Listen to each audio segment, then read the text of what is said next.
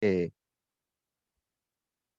no se tiene, pues. Entonces, yo creo que sí, ya el tema de educación a distancia es un tema no desconocido, pero lo que sí se tiene que hacer es dignificarla a través de buenos contenidos educativos. No todo es Wikipedia, ¿no? Yo le he comentado Ujú. a mis estudiantes, bueno, tengan cuidado porque la wiki, si ustedes ven, la Wikipedia es una plataforma pública. Cualquiera puede modificar artículos, cualquiera puede subir artículos. Entonces, igual, hay información que no tiene nada que ver con el suceso. Y eso me lo platicó mi esposa, que se encarga de esa investigación de las partes electrónicas. Pues muy bien, profesora, estudiante de la maestría Brenda, bienvenida. Gracias. Profesora Gaby, creo que estás por ahí. Lamento tanto lo sucedido de lo que platicaste. Lamento tanto. ¿Me escuchas, profesora Gaby? Creo que se le pasmó. Creo que sí. Sí, profesora Gaby, ¿nos escuchas? Yo creo que sí, está como fallando. Bueno, el caso del internet es como el pan de cada día, ¿no? Entre el servicio. Profesora Gaby, te escuchamos.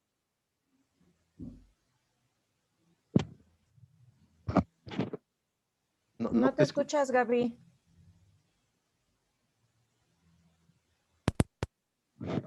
Pero sí nos escuchas, profesora, sí nos escuchas. Sí, Ay, sí, sí, los escucho. Ah, ahora sí, ahora sí. Pues bienvenida, profesora Gaby, pues tienes mis Gracias. condolencias, de mi parte, mis oraciones también. Gracias, profe. Pues bueno, lo que sí debemos de comprender, profesores de la maestría, es que nuestra libertad no decide todo lo que nos pasa, ¿no? Yo creo que eso debemos de entenderlo. Hay gente que quiere determinar a veces sucesos externos que no lo podemos controlar. Por ejemplo, cuando llueve, en qué familia nacimos, somos hombres o mujeres. En este caso también la fragilidad de lo que es el concepto de la vida en México. Se ha perdido muchas vidas, ¿no? A raíz de esta enfermedad. Y también se ha ocasionado mayor gravedad en las enfermedades que existía, porque cuando surgió el COVID, la gente que tenía que ir cada mes al hospital tuvo que posponerla y agravó más todo eso. Entonces las enfermedades que estaban ahí se detuvieron, pero aumentaron también la preocupación.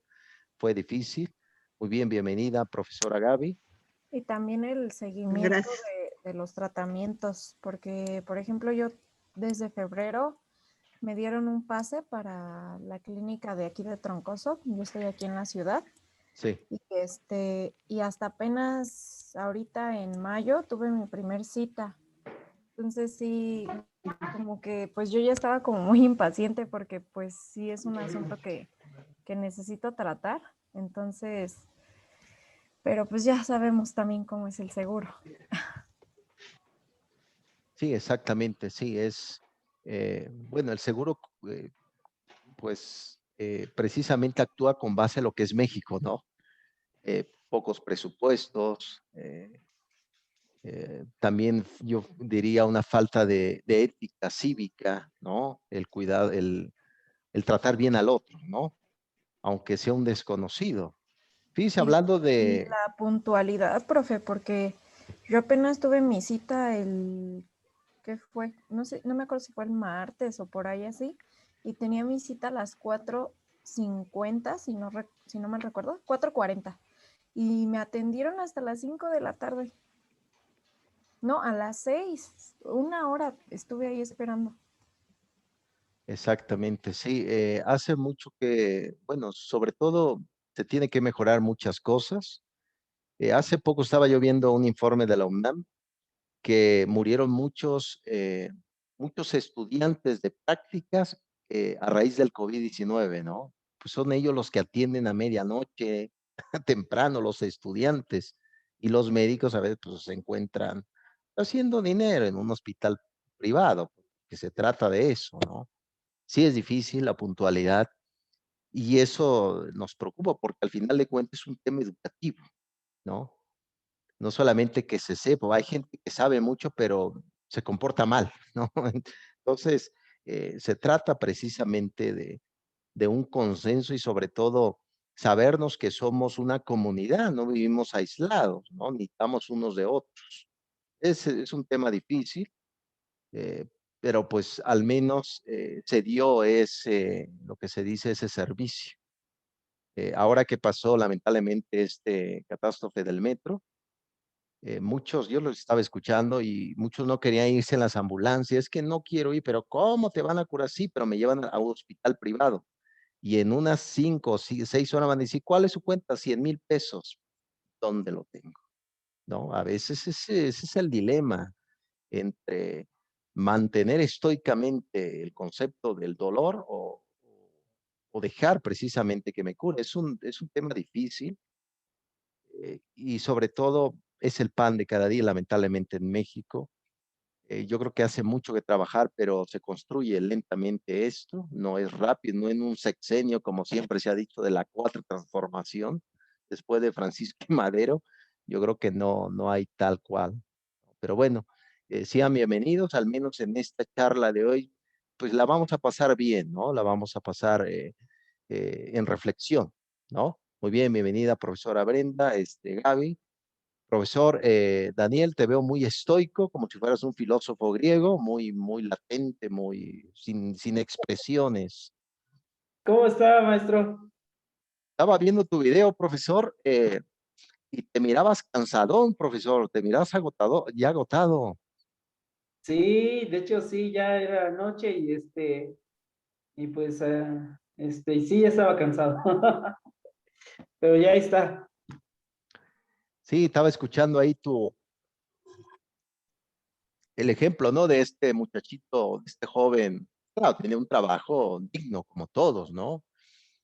Un trabajo mecánico, un trabajo práctico, ¿no? La cuestión es Sí, que, fíjate, curiosamente, dentro de la práctica docente, dentro de las habilidades que el docente debe de adquirir, profesor Daniel, lo comentas bien, es que el profesor debe de hacer sus cosas reflexivamente, no mecánico. A veces cerramos la puerta y luego, y a mí me ha tocado, luego cierro aquí la puerta de la casa y luego digo, lo habré cerrado como lo hice tan mecánicamente que ni sé qué demonios hice, ¿no, profesor Daniel? sí, de hecho, fíjese ahorita que lo comenta, a mí también luego me pasa, voy saliendo del carro, bueno, voy a salir en el carro y se me olvida, y sí lo habré hecho, o sea, piensa uno que sí lo hace porque lo haces todos los días, pero sí entra la duda, si en realidad sí lo hice.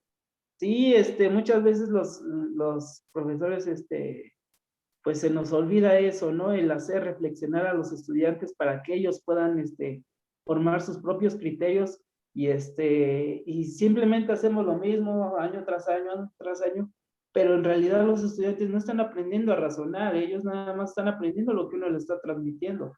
De hecho, una vez, yo hice un experimento con los chicos y les dije, oigan, quiero que hagan un dibujo y que para ustedes sea algo que represente como paz. Y Sí. ellos, pero ¿cómo qué? ¿Qué puedo hacer? Yo no sé, ahora sí que esto es lo que yo quiero y yo quiero que ustedes exploten su potencial, su imaginación. Y es que los chavos no sabían ni qué hacer, ellos están acostumbrados a que uno les diga y pues está muy mal eso, ¿no? Porque al final de cuentas les va a pasar lo que a Billy, no van a tener ese pensamiento crítico, esa forma de resolver el problema que está ocurriendo en ese momento. En efecto, tienes toda la razón, profesor. Sobre todo, vemos los jóvenes, también nosotros, muy acelerados. Andamos haciendo todo deprisa, no hay tiempo, vean. Haces planeaciones didácticas, tienes que hacer cosas de casa, barrer, trapear, lavar el baño, darle de comer a los perritos, etcétera, etcétera. Entonces, andamos acelerados, ¿no? En el Sí, momento de leer, por ejemplo, fíjese curioso, cuando veamos, por ejemplo, la educación a distancia, en esta época contemporánea se lee más. Ya ves que les había comentado profesor Daniel y profesora Gaby, se lee ahora más que nunca. Lees WhatsApp, lees el mensaje de Facebook, se lee. La cuestión es que hagamos que esos medios, es decir, un joven no se va a leer un libro grande, gigante. no lo va a hacer. Pero si hacemos que ese libro grande y gigante se encuentre contenido en pequeñas cápsulas de video, en pequeñas, por ejemplo, podcasts, eso puede contribuir también para que el propio joven pueda salir de la caverna, como decía Platón, ¿no? Salir de esa caverna y ver cómo es el mundo. No, profesor Daniel, pero sí te miré muy agotado, profesor. Yo dije, híjole, pues ojalá que duerma un poco el profesor. Sí, no, sí, ya ahorita ya estoy más fresco. Pues muy bien, También, profe. bueno, también, ¿qué cree que yo he notado que ahora con los chavos, yo le estoy dando como una retroalimentación, no es como retroalimentación, bueno, le estoy dando como clases de inglés a un joven ahorita de 5º grado de primaria Sí, y y noto precisamente eso, ¿no? Que ya no leen, ya, pero sabe también qué pasa, que aparte de que están en el celular mucho tiempo o que ya utilizan estas herramientas, yo no estoy en contra de que las utilicen porque pues hasta uno de adulto las utiliza, ¿no? Pero no se fijan ni siquiera cómo se escriben las palabras. Yo sí tengo eso de que no sé si a lo mejor por cómo me educaron o el tipo de educación que yo tomé en la primaria, me ayudó muchísimo a ser muy lectora, entonces me gusta leer, tengo muchísimos libros y siempre estoy viendo qué estudiar o qué leer, pero eso me ayudó mucho también a la ortografía. Entonces, yo sí soy como muy especialito en eso, ¿no? Que no me gusta que estén mal escritas las palabras o digo, respeto y pues claro que no hago comentarios a las compañeras o así, ¿no? Sino que pues yo trato como de escribirla para que ellas la vean o cosas así, ¿no? Para que se fijen cómo se escribe.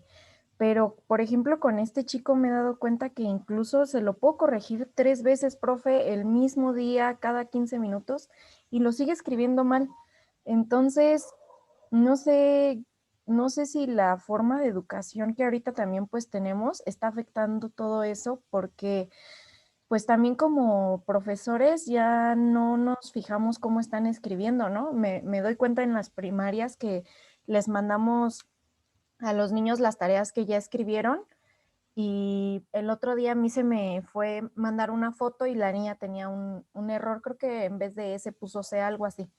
Entonces yo sí me di cuenta y la hice borrar, pero la maestra no le dijo nada a la mamá, o sea, simplemente le puso, ok, ya entregó tarea, gracias.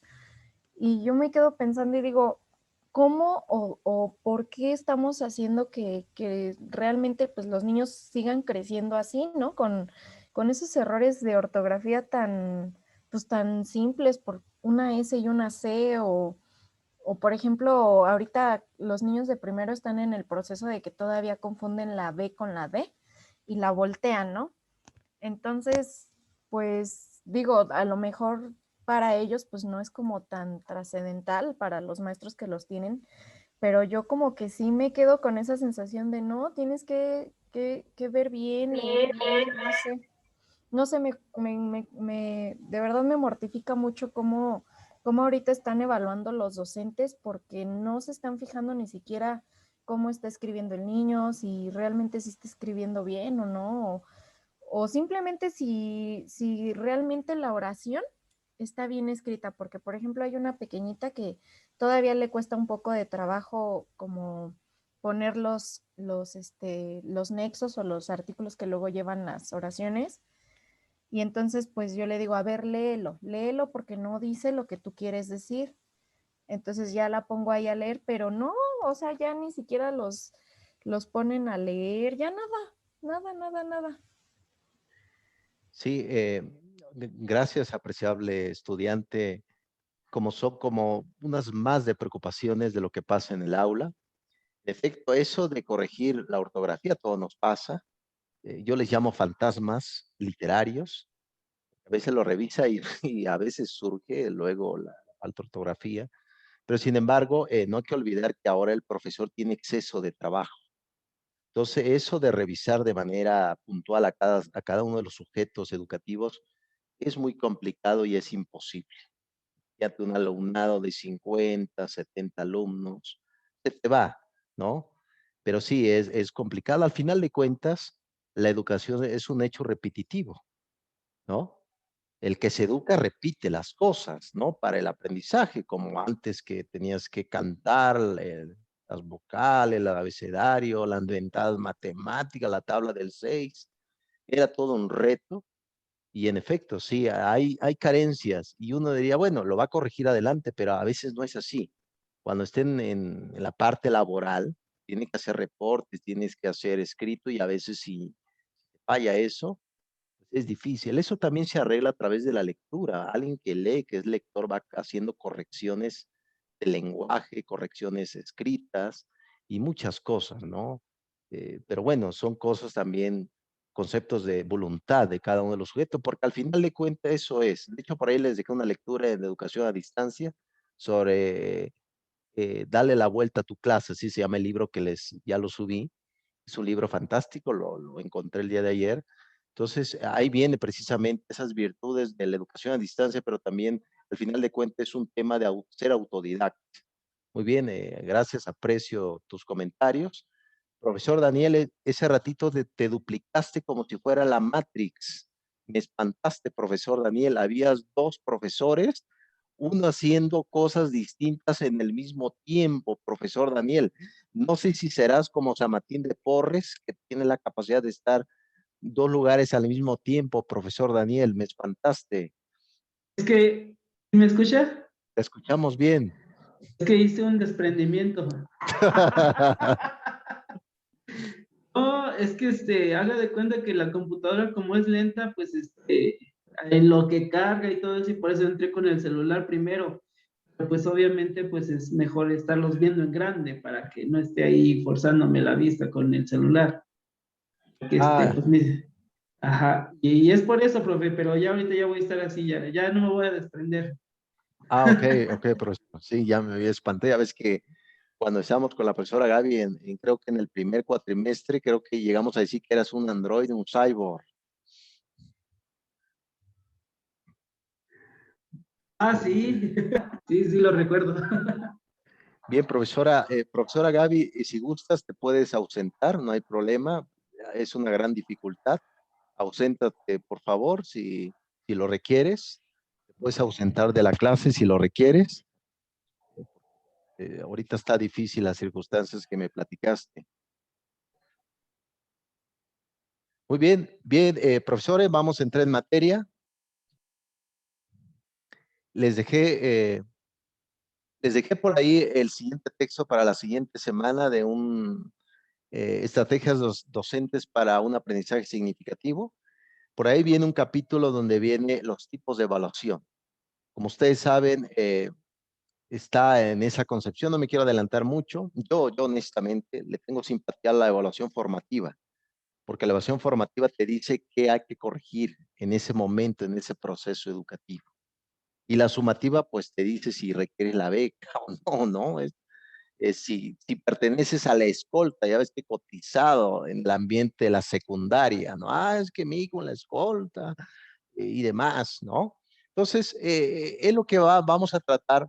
Hoy lo voy a manejar de forma general, pero le vamos a hacer mayor énfasis la siguiente semana, porque ahí vienen los tipos de evaluación y ustedes me van a hacer una propuesta de evaluación curricular más adelante. Entonces, poco a poco ahorita vamos viendo el matiz, que quiero que esto lo lleven a la práctica y entonces vamos a ir trabajando. Pero antes de entrar en esto, vamos a seguir ya nuestra siguiente sesión. Les quiero contar que fui víctima del currículo oculto o, como se le dice, currículo escondido. Escondido y oculto tiene esa misma connotación. Eh, Fui ese día de la vacunación, creo que fue, no me acuerdo, creo que 16, me parece, 17, y pues me encontré con el sindicato. Y yo pues soy un filósofo, ni sindicato, ni nada de eso, yo soy más que ausente, todo eso, pero nos echamos un pleito, porque no querían que se vacunara, tenían un pleito entre lo que eran escuelas públicas, escuelas privadas, estaban metiendo el tema político, también mi esposa fue, es decir, yo y mis circunstancias, mi yo libertad fue personalmente al igual que mi esposa, su yo en circunstancias fue, y me encontré con eso que anteriormente nos habían dicho que no iba a haber ninguna dificultad y uno se podía acercar, pero pues me encontré con ese tipo de currículo oculto que no estaba escrito, pero fui víctima de él y casi no me vacuno hasta que sí se dio la vacunación, que gracias a Dios, pues todo salió adecuadamente. Entonces, sin más preámbulos, demos comienzo ya a nuestra sesión. Profesor Daniel, si nos escuchas. Sí, maestro, aquí estoy. Ah, es que vi que no te movías, profesor. Ah, excelente. Muy bien. Entonces, fui víctima de ese currículo oculto, no lo puedo evitar. Ahí eché unos pleitos, les digo, terribles, pero al final de cuentas, mi esposa y un servidor nos vacunamos y pues ya hemos pasado eso, pero les platico todas esas circunstancias porque a veces, por ejemplo, cuando un docente va a pedir trabajo a un aula, a una escuela, te vas a encontrar con ese currículo, pero a veces resulta que el director es tu amigo, te dice, pásale, ¿no? Sin hacer clase muestra, que la clase muestra es precisamente la microenseñanza. Te pueden grabar y te pueden decir, bueno, eso es lo que se debe de hacer, que por cierto les dejé una lectura de la microenseñanza para la siguiente semana, para que generemos un debate ahí en el concepto de la evaluación curricular. Entonces, como pueden ver, hay cosas que pasan en el aula que no se sabe, pero está ahí, ¿no? Eso no se les olvide, profesores. Muy bien, vamos a entrar en materia. Simplemente hace un recalentado como si fuera el 25 de diciembre, que por cierto el recalentado sabe mejor, ¿no? Un caldo, sabe mejor. Bien, el currículo escolar ya sabemos qué es el camino del aprendizaje, todo lo que acontece en el aula. Dentro de ese currículo existe un cosmos. Ese cosmos tiene particularidades como es la planeación, como es el temario, como es el tipo de carreras que se va a ofertar, lo que es también el mapa curricular de cada una de esas materias. Creo que por ahí ya se fue el profesor Daniel. Entonces, toda esa gama se tiene que evaluar y para eso existe como tres características del currículo escolar, lo que es la formalidad, que se hace precisamente a través de, lo deben de hacer pedagogos, la formalidad, pero a veces no sucede, lo hace la gente que no sabe y luego ese es un problema para el currículo vivido, ¿no? Es decir, la práctica docente, cómo se va a enseñar, qué estrategias, cómo es el grupo, etcétera. Y luego viene sucesos que les he dicho que no se escribe, pero están ahí latentes, como es el currículo oculto. Bien, había comentado la profesora Marta Rato sobre los tipos de concepciones a lo largo de la historia, ¿no? Partimos del siglo XX, tenemos a Frank de Bovet, que fue el primer que hizo la descripción de lo que es una evaluación curricular. Anteriormente se conocía como disciplina el currículo y ya hubo como ciertas etapas por el cual se fue dividiendo. Vemos se podría decir al padre de lo que es la parte de ese constructo didáctico curricular fue el propio Rap eh, Tyler, donde describe precisamente cómo se debe de hacer una forma a través de los objetivos. El problema de Tyler es que se basa nada más en los objetivos y pierde de vista la meta, ¿no? A veces los objetivos simplemente son como pautas que seguir, pero no lo dice todo. A veces uno termina siendo muy distinto a lo que se hizo en los objetivos, ¿no? Entonces, eso es entonces la época de la inocencia hace alusión precisamente que no se le dio un realce científico, un realce prácticamente metódico, todo estaba con el cuestión de, acuérdense que a partir de los años 50, 60, dentro del mundo anglosajón y América Latina, estaba muy permeada la corriente llamada el pragmatismo. No se les olvide que hay un padre del pragmatismo llamado John Dewey, este pedagogo estadounidense, donde describe que las circunstancias, todo lo que se debe, todas las cosas que se hacen en el aula tienen que tener un concepto totalmente descriptivo y cuantificable.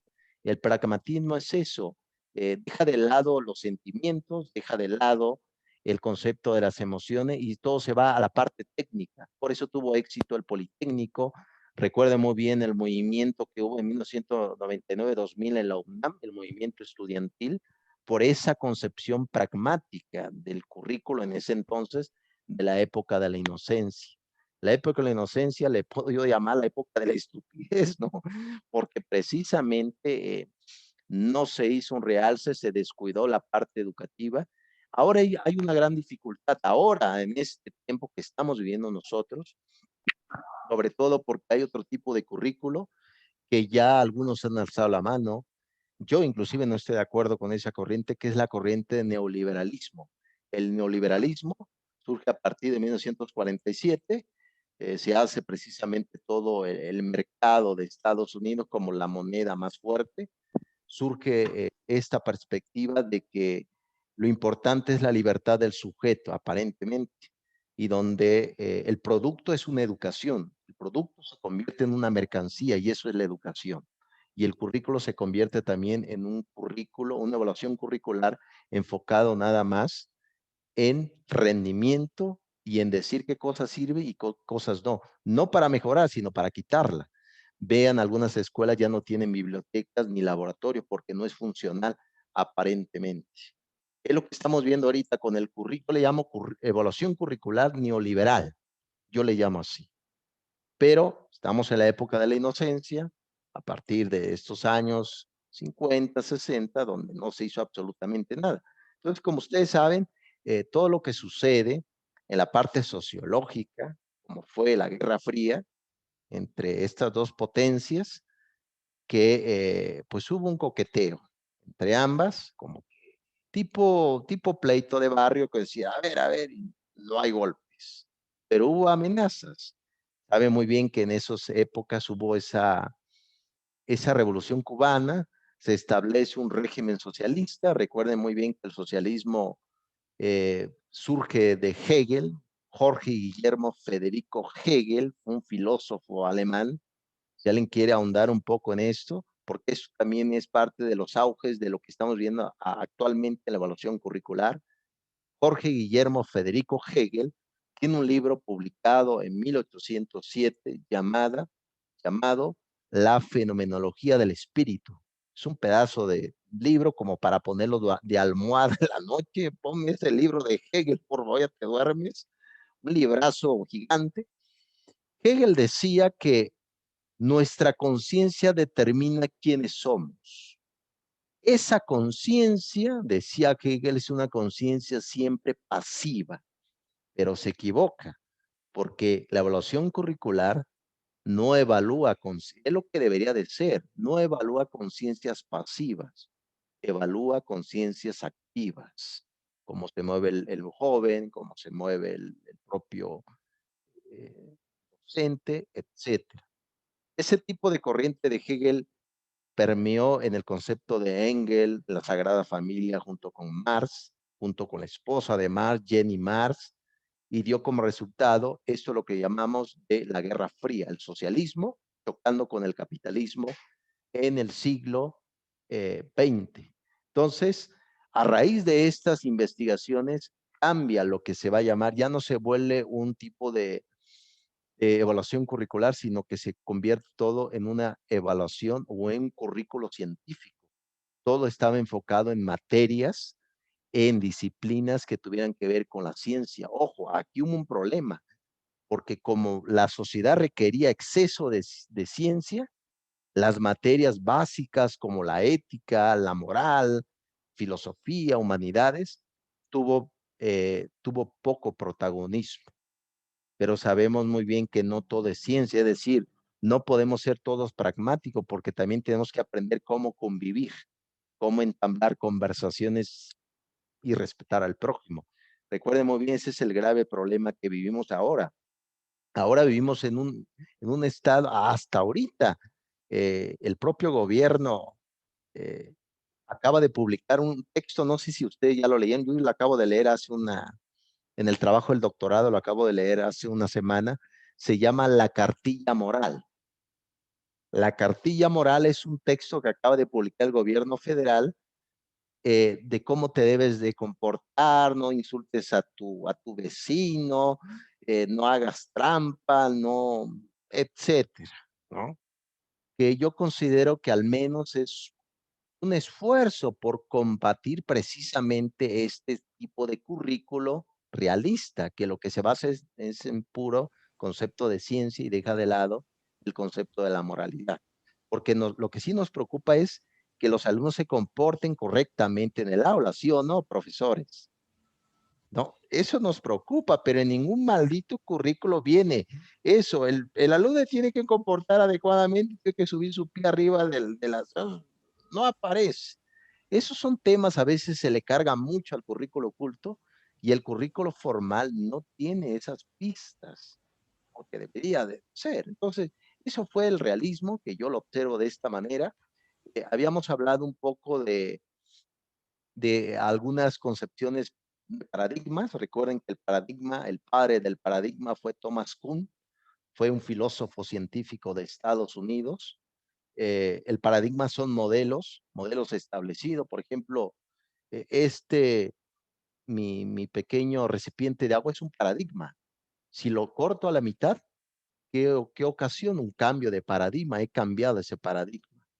Vean, por ejemplo, cómo está diseñada el aula de clases. Las sillas están hacia el pizarrón, todo está enfocado en el profesor.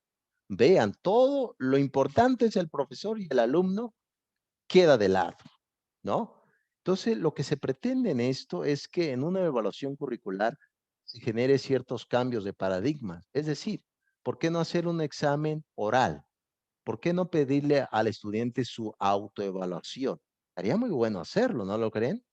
Eso nada más como para ir probando, pero a veces nosotros los docentes tenemos que a veces dejar nuestra revolución y enfocarnos en la chamba porque no nos dan cuello, ¿no? Entonces, en esta perspectiva vemos tipos de paradigmas, la ecléctica, acuérdense que el eclecticismo significa tomar de todo, eclecticismo, tomar partes, es una palabra griega, tomas y al final tienes un Frankenstein, que al final, de Frankenstein en sí no era él mismo, sino tenía partes de diferentes cuerpos. A eso nos referimos con eclecticismo. La parte holística, hablamos de esa concepción de la totalidad, de muchas cosas. Entonces, tenemos esa parte de la parte racionalista, la parte de los paradigmas. Pero recuerden bien, profesores, que el tema educativo que nos compete como docente y cómo se debe de evaluar, no siempre todo es racionalismo, sino hay muchas emociones en el aula, amores, sentimientos. ¿Eso cómo se evalúa? ¿Cómo evalúa el sentimiento del alumno que hoy me trajo una manzana y me dice, profesor, gracias que ayer me escuchó en mis problemas que tenía? En ningún maldito temario no aparece todo eso. Bien, ¿algo que quieran comentar, profesores? Te veo muy pensativo, profesor Daniel. Siento que estás en éxtasis, en mentepsicosis, como decía Pitágoras. No, es que, ¿qué cree que mi computadora está fallando demasiado ahorita? Por eso volví al celular, porque se le va el internet, pero es la máquina porque mi teléfono, o sea, todo tiene internet. Sí, sí, sí. Estoy tratando de encontrar el problema, pero pues no. Ya aquí estamos, profe, usted no se preocupe. Ah, pues muy bien, profesor Daniel. Ya ahorita ya nos queda 4 minutos, tenemos un receso como siempre. Eh, Aquí rápidamente lo vamos a ver de manera particular más adelante, como comenta el temario. Vamos a ir viendo al propio Michael Scriven, que es un filósofo, un colega filósofo de Estados Unidos, que critica precisamente el tema del objetivo, es decir, evaluemos sin objetivo, dice Scriven, se va muy lejos, ¿no? Pero hasta eso tiene razón, porque el peso del objetivo, vean, yo inclusive he hecho objetivo para esta clase, el alumno analizará, pero si no se analiza, pasar, ¿no? Tenemos mucho peso en esto. A partir de los años 80 surgió en la Universidad de Chicago, en la Universidad de Stanford, surgieron algunas como propuestas de cómo debe de estar constituido el currículo escolar, es decir, la escuela, cómo se debe de evaluar la escuela, a los administradores, a los docentes, a las instalaciones, a los alumnos. surgieron estos psicólogos. Ojo, la psicología ha tenido mucha realce, mucho impacto en el tema del mundo educativo. Está Krotbach, Stop for Me. Estos dos psicólogos tienen sus modelos, sus propuestas, que al final de cuentas, profesores, la evaluación curricular nos tiene que dar pautas para saber qué cosas debemos de mejorar, qué cosas debemos de dejar, porque así es, hay que dejar cosas para que sigan funcionando. Entonces vamos a ver qué dice. eh, Aquí prácticamente los dos psicólogos nos dicen que al final de cuentas es recoger. Actualmente, fíjense, ahora en este siglo XXI, como vimos un exceso de neoliberalismo, también hay una propuesta nueva de evaluación curricular que es la evaluación totalmente cualitativa, no cuantitativa, cualitativa, que no se basa nada más en los números, sino en una conversación, en una charla, en un foro. A veces a mí me tocó ver a un profesor, un director que para evaluar su escuela convocó a todos los docentes y les pidió su opinión de forma verbal y grabó la sesión. Es otro tipo, es otra alternativa de evaluar lo que es el currículo escolar. No es a través de un papel con números, con letras extrañas que al final de cuentas no dice gran significado. Y sobre todo, profesores, lo que se busca es tomar buenas decisiones y sobre todo equivocarnos menos. Porque siempre, no quiero ser fatalista como Calvino, como el propio Martín Lutero, pero nos vamos a seguir equivocando. Y al menos esa equivocación no sea tan fuerte, no genere un impacto fuerte en el alma de los estudiantes. Muy bien, profesores, ¿qué les parece? Ya sé que sueno como disco rayado de RBD del año 2003, ya sé, sueno como RBD, profesor, ahí nos gusta RBD, Maluma, imagínate, calibre 50, pero tomemos un pequeño receso, profesor, y ahorita regresamos, ¿qué les parece? Perfecto. Vale, ahorita nos vemos. Ok.